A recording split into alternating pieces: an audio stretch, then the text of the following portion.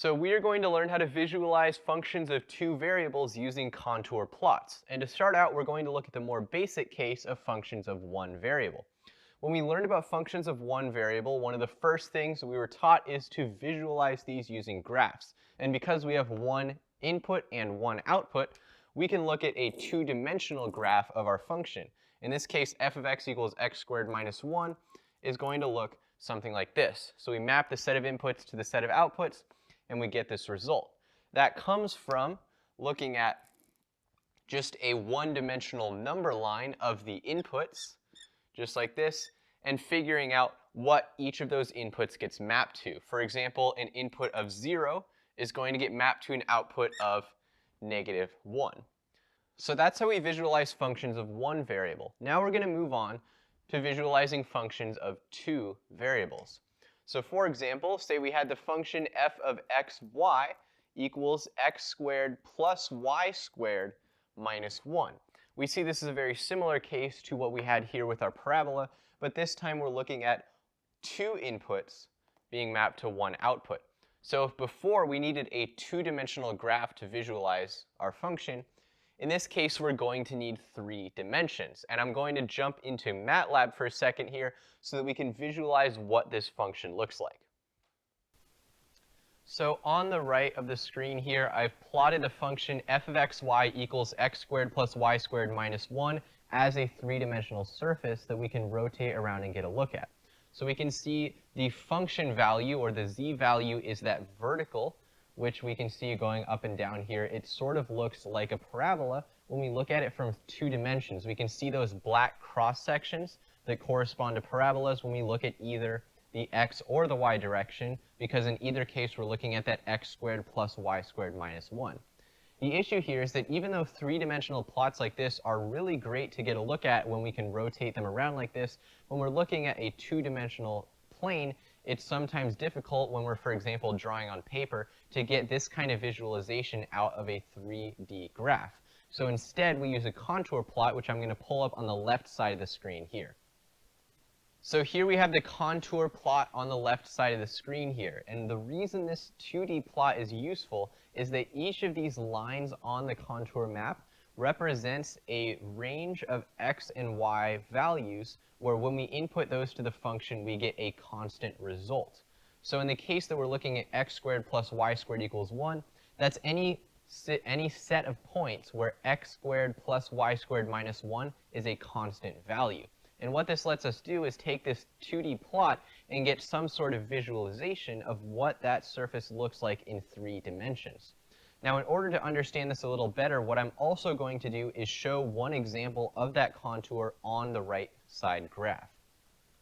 So what we can see in red now on each of these graphs represents the same contour mapped on our 3D graph and our 2D contour plot over here. Each contour is another word for these sets of points here. In this case, it's a circle where all of the function outputs along that set of points are the same. In this case, we're looking at this set of outputs that get mapped to 0. If we look at our 3D graph over here and take a look right here at the z value, which is along this vertical axis, we can see it gets mapped exactly to 0 everywhere on this red circle. And that red circle is that contour line, which we can also see our 2-dimensional version on the left.